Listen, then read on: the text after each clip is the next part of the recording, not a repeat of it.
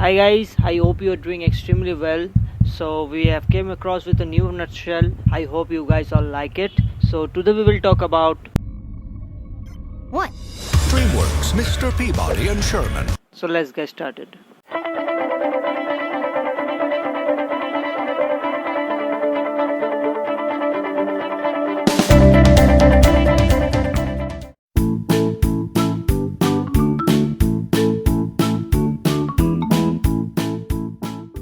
Mr. Peabody and Sherman is a 2014 American computer animated science fiction comedy film based on characters from the Peabody's improbable history segments of the animated television series The Rocky and the Bullwinkle Show, produced by DreamWorks Animation and distributed by 20th Century Fox. The film was directed by Rob Minkoff from script by Craig Wright, with Alex Watts and Dennis Loran Casino serving as producers, and Tiffany Ward, daughter of series co-creator Jay Ward, serving as executive producer. Mr. Peabody and Sherman features the voices of Ty Burrell, Max Charles, Ariel Winter, Stephen Colbert, Leslie Mann, and Allison Janney. It is the first DreamWorks animated feature to feature characters from the Classic Media library since DreamWorks Animation's 2012 acquisition of Classic Media, the first animated adaptation of a Jay Ward property, and Minkoff's first animated film after having co-directed The Lion King for Disney in 1994. The film premiered on February 7, 2014 in the United Kingdom and was released theatrically on March 7, 2014 in the United States, grossing a worldwide of $275 million on its $145 million budget. The film was a box office bomb. A TV series based on the film titled The Mr. Peabody and Sherman Show premiered on Netflix on October 9, 2015, with Chris Parnell reprising Burrell as Mr. Peabody while Charles reprises his role as Sherman.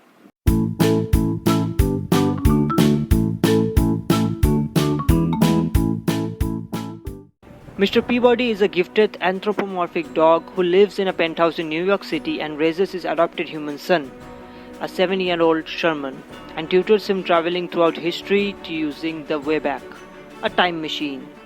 They visit Marie Antoinette in Versailles during the French Revolution in 1789, getting caught in the Reign of Terror.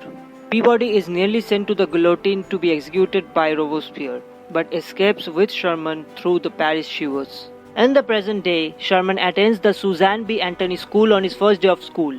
His knowledge of the apocryphal nature of the George Washington charity anecdote leads to a fight with one of his classmates, a girl named Penny Peterson, in the cafeteria when she puts him in a chokehold.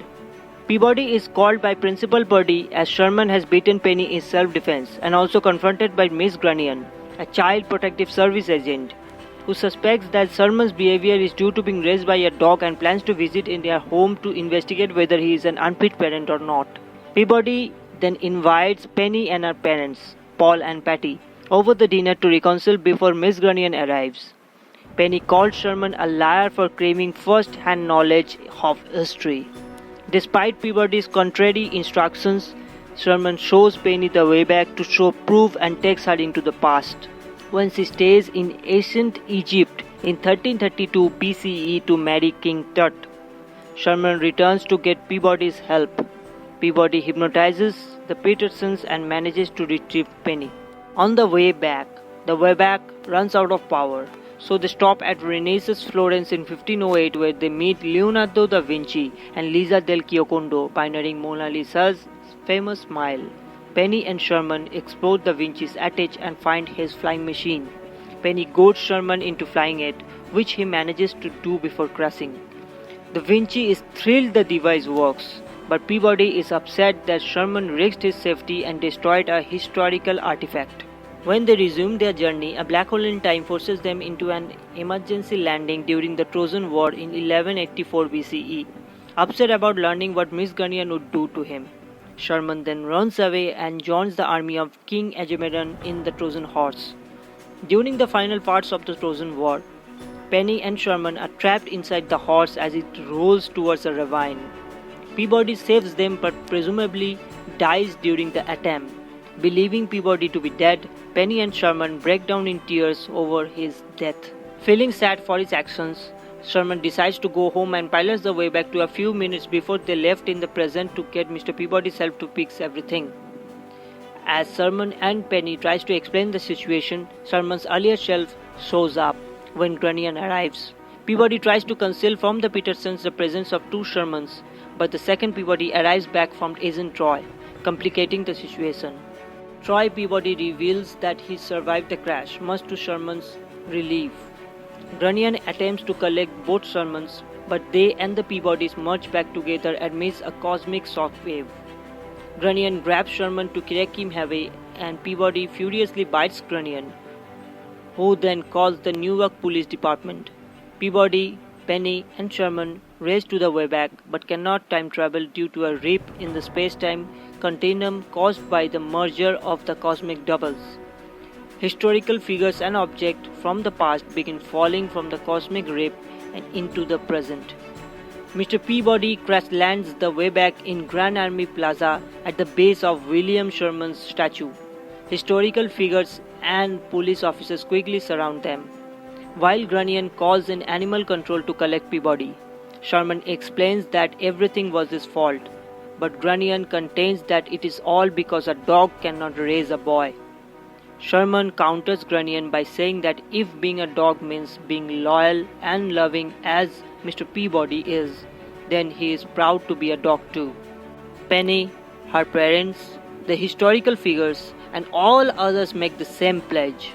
George Washington grants Peabody a presidential pardon which is supported by Abraham Lincoln and Bill Clinton.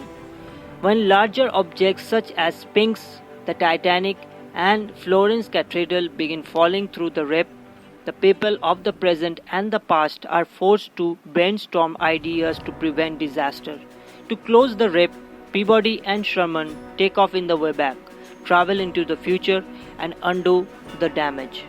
The historical figures are dragged back to their respective times, with Agamemnon abducting Grunion back to his own time as she vows revenge on Peabody.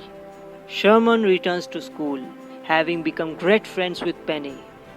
History, meanwhile, is contaminated with modern threats, with Tut throwing a New York themed party, Da Vinci and Del Giocondo pioneering pop art, Washington and Benjamin Franklin competing over the value of the banknotes with their respective faces on them, Albert Einstein going into a rage upon being unable to solve a Rubik's Cube, Robespierre failing to use a teaser properly, and Grunion and Agamemnon getting married in the Trojan Horse by Odysseus.